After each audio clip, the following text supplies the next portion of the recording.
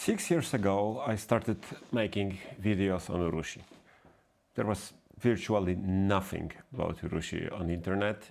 Even if there was something, it was usually in Japanese and just very short presentation of people working with urushi, but without explanation, without instruction, without nothing useful. So I decided, being a beginner myself, to post video on urushi, and 6 years and 10,000 hours of working with urushi makes a lot of difference. So I decided to remake some of them, and I'll start with the most basic one. So the tools and materials you need to start your own urushi journey. So urushi DIY for total beginners, and I will divide it into 3 levels. The first one will be like a true beginner. Second level will be for people who want to try their hands in a little bit more and trying other techniques than just fuki-urushi. Maybe kintsugi, maybe roiro, roiro. And in a separate video, I will make a third level, so for people advanced with at least a few months or possibly a year experience in urushi. Let's start. This level, so level 1, is for people who want to try it, who want to spend as little as possible, buy as local as possible, not spend a lot of money, and try urushi for themselves. I would suggest for every such person who wants to try urushi to start with fuki-urushi. So application of rubbed in and wiped off urushi on wood. And this is nice technique because you just need one type of urushi to pull it off. And this urushi is raw urushi, sometimes called Ki-Urushi. In this case, it's a Chinese urushi packed in Japan. Raw urushi, decent quality, which is absolutely perfect for beginners fuki-urushi work. If you want a little bit more, you can buy Kijomi-urushi, so higher quality filtered raw urushi, and it will allow you to finish your piece to a higher gloss. Another important thing, but funny enough you can skip it in some cases, are brushes. Technically you need one brush. Flat, synthetic, short hair brush, something like this. Maybe wider if you want to lacquer something larger, and this should be enough. But important thing, treat them as disposable brushes. They will not last a long time. Synthetic fibers are better than natural in case of Western brushes because urushi is super aggressive. Such brushes are cheaper. You can use them twice, maybe 3 times, maybe 4 times, and then throw them away and buy another one. A detailing brush, so a small brush with fine bristles, might be a useful addition too, but you don't need really nothing else. You will need some masking tape, preferably low tack and with a rubber-based adhesive. You will need a spatula or 2, plastic or basic metal artist spatula, something like this. You will need nitride gloves for safety, and I urge you to use them every time you work with urushi. If you see me working with bare hands, it's because I'm in the 10% of lucky people who are not allergic to urushi. So chances are you are allergic to urushi, so work in gloves. You will need wipes. Basic level, just Kleenex wipes. A little bit more Wipe-All X60, but you can also use washed several times old cotton t-shirt, and it should be enough. You will need turpentine, so something to dilute urushi with, or even probably better in case of fuki-urushi, a mineral analog to turpentine without odor, much safer to use. You will need isopropyl alcohol for cleaning brushes, your area and space around you. You will need something to work on.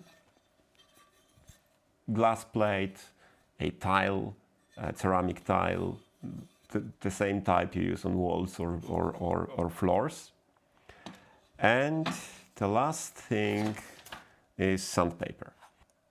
I definitely advise you to buy good quality wet and dry sandpaper. The best I've tested, and I tested many different brands and types, is this one. It's Stärke German sandpaper, Matador brand. You will need at least 4 grids, like 600 grit, maybe 400 grit, 600 grit, 1000 grit, 150, 2000, and maybe 3000 grit for fuki-urushi. That's it. To start with urushi, you just need all these things. Most of them are available locally, so from any artist shop or Amazon or something like that. The only thing which is a little bit more difficult to get is urushi. In Europe, you can buy urushi in Pigmenta. This is German distributor of pigments, and they have a wide, maybe not wide, but decent selection of urushi. They get it from Korin, from Tsutsumi, Japan. And the problem is the prices are not very nice. But if you want to try, if you want just one small tube of raw urushi, just go there and buy from them. You can buy also urushi from Dictum. It's a German company, and they deliver for sure everywhere in Europe. I don't know about the United States. And that's it. If you want higher gloss, better finish of your piece, it's a good idea to have a polishing compound. And automotive style, automotive use polishing pastes and liquids are absolutely enough for initial work with fuki-urushi. That's it, everything you need. But if you want to develop your skills and you want to go a little bit further, you should probably add Tonoko clay to make Sabi, to fill the pores. And if it's difficult to buy, and it might be, you can substitute it with fine grade kaolin clay, sometimes mixed with a little bit, like 10 to 15% of diatomaceous earth. Both things are easy available from both pigment shops and Amazon, so it should not be a problem to make a Sabi yourself. Next step in urushi development brings us to techniques like Kuro roiro, iro roiro, so black glossy finish or colored glossy finish, to techniques like kawari-nuri, so layered and sanded through designs and patterns like Nakanuri or kara-nuri or others. And it forces us to use more different types of urushi and several other tools. At this second stage, I would advise to buy at least three more types of lacquer. So it would be a transparent lacquer sugurome urushi, something like Kijiro or roiro, black Kuro roiro lacquer, and optionally black or transparent Nakanuri, so middle layer lacquer.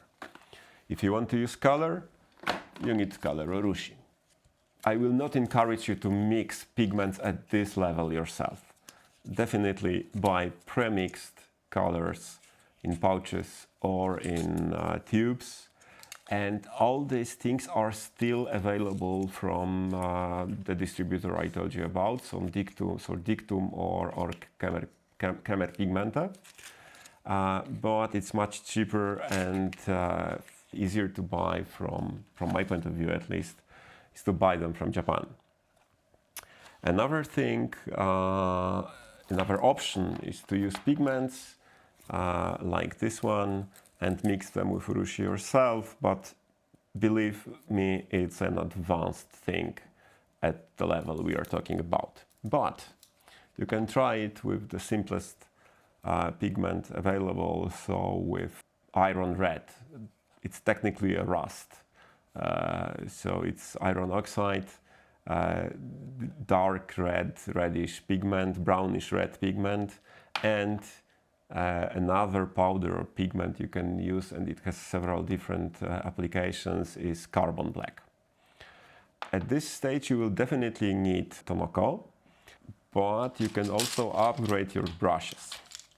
There is no real need to buy hake like this one at this stage. This is Japanese hake, so brush made of human hair and embedded in flat pieces of wood. But you can buy one basic hake to learn how to use it and to compare it with Western brushes. Just buy much more different shapes and types of short hair flat brushes of different stiffness and learn how the stiffness of the brush influences the thickness of the layer, which brush to use with different viscosity urushi. Add a few detailing brushes, so fine tip, fine hair brushes, like for example this one. It's incredibly thin, very useful for kintsugi. But you can also buy first proper Japanese fine liner like this one and start learning how to use it. At this stage you will probably need much more grades of sandpaper. I use daily all the grades from 600 to 7000, and I have pre-cut them, prepared for use.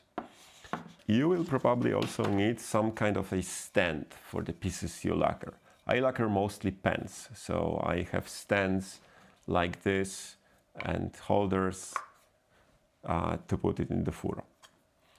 I forgot about the Furo in the previous level, but I will shoot a separate video on just Furo itself.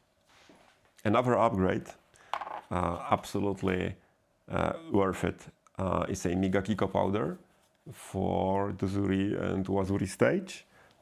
Optionally, dozuriko, green and cream powders to make your own polishing pastes. And for this you will also need oil. I just use rapeseed oil to mix it with those powders. A selection of tweezers, very handy. Selection of different pointed tools, needles, sticks, spatulas. Very good idea to have them. Knives, so artist knives like this. Good to have at least a few of them with different blades.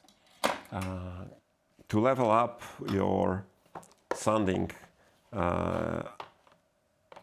skills, you can start learning to use polishing stones and grinding stones, crystal type of different hardness and different grit, and maybe start using charcoal just to learn it. The charcoal, surga charcoal from Japan, sorry, but available only there. So at this stage you are forced to buy things in Japanese shops.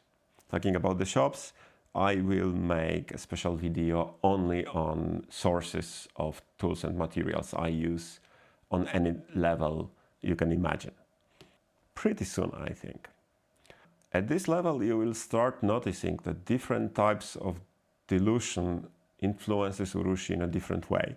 You will see that this mineral essence and traditional turpentine will work differently with urushi. Sometimes you will decide to use one, sometimes another, but this is the moment you will probably start noticing the difference. Having much more urushi at this stage, you will also need something to test it on, and as usual, you will need a Furo. I think that this is it. And to lacquer a really nice fountain pen or any other object for that matter, this is absolutely enough. And you will spend at least 1 year learning all these tools and all this urushi, especially if you are treating it as a hobby. So have fun, ask me questions in the comments, and if you are more advanced, look for the second part very soon with the level 3 of my urushi tools and materials. Thank you for joining me today. I'm Michael and your guests of Tamenuri Studio.